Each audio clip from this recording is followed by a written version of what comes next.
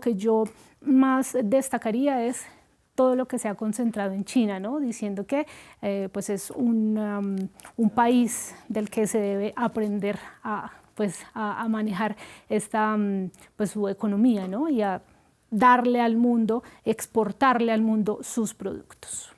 Bien, Daniela, y precisamente todo este foro económico coincide con la visita, o más bien con la participación de Donald Trump el día de mañana, y pues finalmente hoy se cumple un año desde su regreso a la Casa Blanca.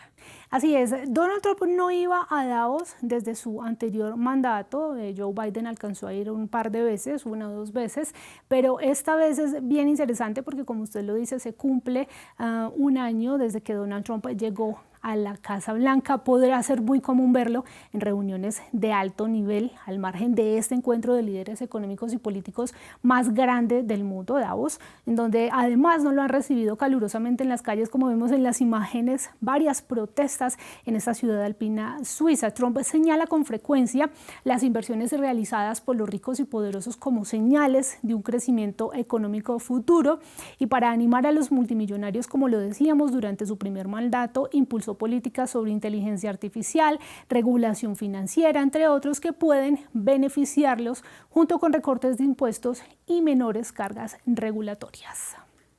Bien, Daniela, por otra parte, tú nos vas a hablar precisamente acerca de que Groenlandia domina la agenda en el foro de Davos que inició formalmente este martes. Claro, entonces veíamos como en el discurso de Ursula von der Leyen de esta mañana, también Groenlandia fue protagonista, como también lo fue en el discurso de Emmanuel Macron, y probablemente anticipándose a lo que probablemente será también un discurso centrado en la isla por parte del presidente republicano, pues la presidenta de la Comisión Europea declaró que el bloque está trabajando en un paquete para apoyar la seguridad en el Ártico y advirtió que los aranceles propuestos por el presidente de Estados Unidos, recordemos a 8 países europeos que se oponen a este plan expansionista, pues son un error. Primer principio, plena solidaridad con Groenlandia y el Reino de Dinamarca. La soberanía y la integridad de su territorio no son negociables. En segundo lugar, estamos trabajando en un aumento masivo de la inversión europea en Groenlandia. Trabajaremos con Groenlandia y Dinamarca mano a mano para ver cómo podemos apoyar aún más la economía y la infraestructura local. En tercer lugar, trabajaremos con Estados Unidos y todos los socios en una seguridad más amplia en el Ártico. Bien, Daniela, pues háblanos precisamente acerca de en qué contexto económico ocurre esta participación y este primer año de gobierno de Donald Trump. Bueno, internamente el presidente Donald Trump ha podido mostrar un crecimiento sostenido. Lo vemos en imágenes acá detrás, como el crecimiento de Estados Unidos se ha podido mantener, con excepción de este primer trimestre del 2025, cuando la economía se contrajo en términos anuales. La bolsa, si la vemos también, ha tenido un buen comportamiento, ha marcado numerosos récords históricos. Vamos a ver en el siguiente gráfico cómo el índice Standard & Poor's, considerado como los analistas como el mejor termómetro de la economía, porque incluye a las 500 empresas más grandes por capitalización bursátil, ha subido casi un 15% en el último año, lo veíamos en el gráfico anterior. Bueno, finalmente síguenos contando acerca de cuál ha sido este desarrollo de Donald Trump frente a la Casa Blanca. Bueno, pues también lo que hay que decir es que Trump hizo una campaña con la idea de reducir el costo de la vida, presentándose como un populista mientras servía papas fritas en el autoservicio de un McDonald's. Un año después, podemos ver cómo la inflación está persistentemente alta. Cuando él llegó a la Casa Blanca estaba en un 3% anual aproximadamente, hoy se encuentra en un 2,7% anual, está por encima de ese 2% que desea la Reserva Federal para poder seguir bajando las tasas de interés. Y la clase trabajadora lo siente en sus bolsillos. De hecho, aproximadamente 6 de cada 10 adultos estadounidenses afirman que la actual administración ha afectado el costo de la vida, según la más reciente encuesta del Centro de Investigación de Asuntos Públicos de Associated Press. Por otra parte, los aranceles han sido un arma de negociación y han protagonizado este año, Daniela.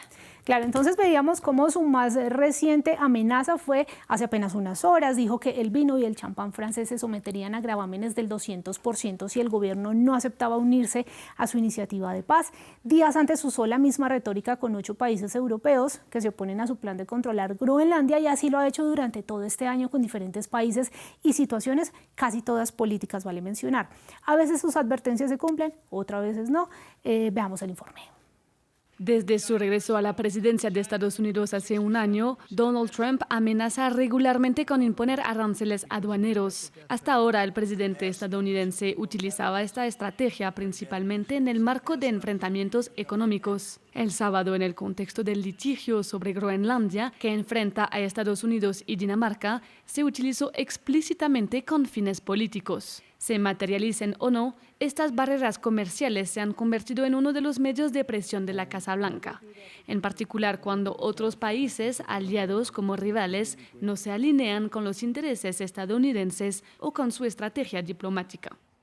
Desde que asumió el cargo en enero de 2025, Donald Trump anunció aranceles del 25% sobre los productos importados de Canadá y México. Unos días más tarde, de Brasil, la Unión Europea, India y China. Se trata de aranceles del 10% sobre los productos chinos porque exportan fentanilo a México y Canadá. Según algunos analistas, la amenaza de aranceles adicionales es suficiente como instrumento de negociación política, una espiral considerada peligrosa. Estas iniciativas unilaterales cuestionan el orden internacional y la estabilidad. Nos encontramos en un punto álgido del intento de hegemonía estadounidense que se caracteriza por la agresividad, la violencia y un desprecio total por el derecho. Durante el último año, los aranceles inicialmente decididos por Donald Trump han sido suspendidos, reducidos o incluso anulados en varias ocasiones, ya sea porque desde el punto de vista de Donald Trump se había alcanzado el objetivo político o por razones económicas tras las fuertes caídas de los mercados estadounidenses y mundiales. Bueno, y Elena, ojo a las bolsas, están bajando desde ayer, bajadas del 1.5% en bolsas europeas, etcétera, o en la bolsa de Estados Unidos acaba de abrir también en rojo, todo esto por cuenta de esta incertidumbre que ha generado las declaraciones de Trump en torno a Groenlandia. Muchísimas gracias, como siempre, por la información económica, Daniela Blandón. Acá estaremos después. Claro que sí. Es momento de revista de prensa. Y ya regresa con nosotros Patricio Peralta. Ahora sí, Patricio, bienvenida. Elena, ¿qué tal? Bueno, vamos a hablar de qué viene, cómo titulan los medios internacionales en este primer año de gobierno de Donald Trump frente a la Casa Blanca, empezando por los medios estadounidenses. Así es, Elena, y empezamos con el New York Times, que responde cómo Trump está poniendo a prueba los límites del poder presidencial. Y el medio lo que hace es que analiza qué medida ha tomado Trump, una medida en estos 12 años, qué ley o normativa violó con esta medida y cómo amplía su poder con esta acción. Empezamos con uno de estos ejemplos que presenta el medio y es con respecto a los despidos en los organismos de control del gobierno. Dice que inspectores generales en departamentos y agencias de todo el Poder Ejecutivo fueron despedidos sin aviso ni razón específica. ¿Qué ley violó con esto? Bueno, el Congreso promulgó una norma que requiere que los presidentes den a los legisladores un aviso de 30 días y un motivo específico para destituir a un inspector general antes de ser despedido. ¿Cómo amplía su poder? El medio menciona que Trump trata de establecer que el Congreso no puede limitar su capacidad de despedir a los inspectores generales, y esto también se amplía a otros despidos que se han hecho, sobre todo con funcionarios federales.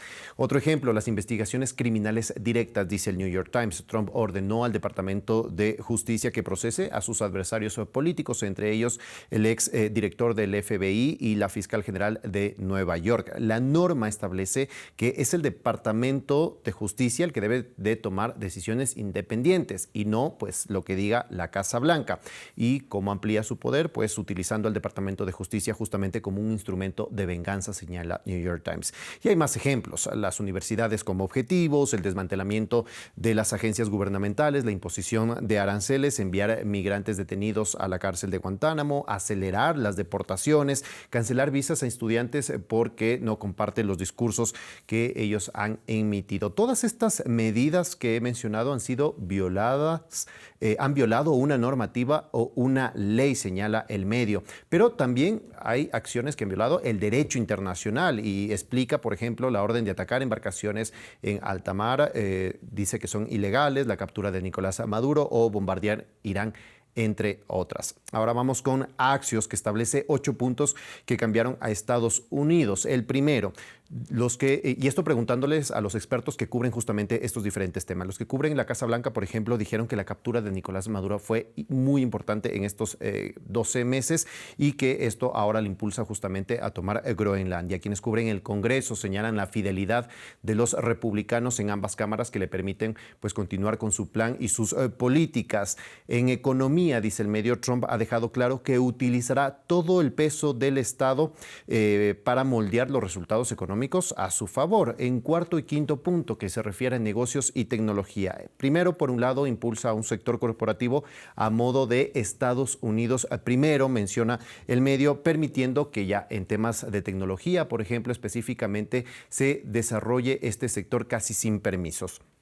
En sexto punto está con respecto a los medios y señala que hablan de un retroceso a la protección de la prensa. En séptimo punto, los recortes a las agencias federales de salud y las reformas que se han realizado en este sector. Y por último, habla sobre la energía, el freno que ha puesto Estados Unidos a la política sobre el clima y la energía limpia. Con esto, el medio político, otro medio también estadounidense, dice que Trump tendrá un tercer mandato incluso si no lo quiere. Y lo que él analiza es la era post-Trump, que se enfrenta a una decisión de romper o no con todas estas políticas que ha implementado en estos 12 meses y pues las que vendrán también en estos próximos 3 años, ya sea demócrata o republicano. Por ejemplo, el medio dice que puede ser fácil poner fin a los abusos que están realizando los agentes de ICE en estos operativos que ha ordenado la administración Trump, pero dice que lo difícil es responder si el sucesor de Donald Trump va a continuar o no con las políticas fronterizas que casi pues han frenado los cruces de personas indocumentadas, o con los aranceles, por ejemplo, si los va a mantener o no. Político menciona que el precedente que va a marcar Trump, más allá de una política específica, es su teoría más amplia de poder presidencial, de que los presidentes, dice Político, pueden hacer lo que quieran y su sucesor va a tener que enfrentarse a esa decisión, si pues acepta eso o cuestiona toda esta estructura que ha creado Donald Trump en estos días y meses. Claro que sí. ¿Qué dice ahora la prensa de Latinoamérica sobre este primer año? Así es, vamos con Brasil. O Globo titula "Primer año largo de Trump en una versión desatada". Menciona este medio brasileño que inicia su segundo año con un débil contrapeso a un ejecutivo imperial. Esta es una palabra que se ha repetido en muchos de los medios también y se enfoca en un gobierno sin restricciones, dice O Globo, que transformó la democracia estadounidense con menos resistencia institucional y de la sociedad civil. Es decir, que aún mantiene este respaldo de muchos votantes y también las instituciones que pues han sido tomadas. El Universal de México titula "Lo quiero, lo tomo", y así es como resume prácticamente este primer año de Donald Trump y que lo califican como emperador Trump. El medio se enfoca que cambió la forma de hacer política, de la negociación pasar ahora a la imposición y la amenaza, que hemos visto lo que está sucediendo en estos días. Así que ahora es una democracia herida de muerte, señala el Universal. Y cerramos con el Clarín de Argentina, que dice que fue un terremoto de medidas disruptivas en todos los frentes. Algunas medidas más radicalizadas de las que ofreció en campaña y habla también de una presidencia imperial. Como les decía, esta palabra, este término se repite en muchos de los medios, con amplio margen de maniobra, tanto a nivel nacional, es decir, en Estados Unidos, como a nivel internacional en su política exterior. Pero dice que no es como parte de un interés común de Estados Unidos y que cuestiona su American First y que en realidad sus intereses son los que marcan la agenda, tanto a nivel nacional como internacional. Bien, pues muchísimas gracias por este repaso internacional del primer año de gobierno de Donald Trump en su segundo mandato frente a la Casa Blanca. Gracias, Patricio Peralta. A ti, Elena, ya nos vemos. Claro que sí. Gracias a ustedes por su compañía. En breve, más información aquí en France 24. No se vayan.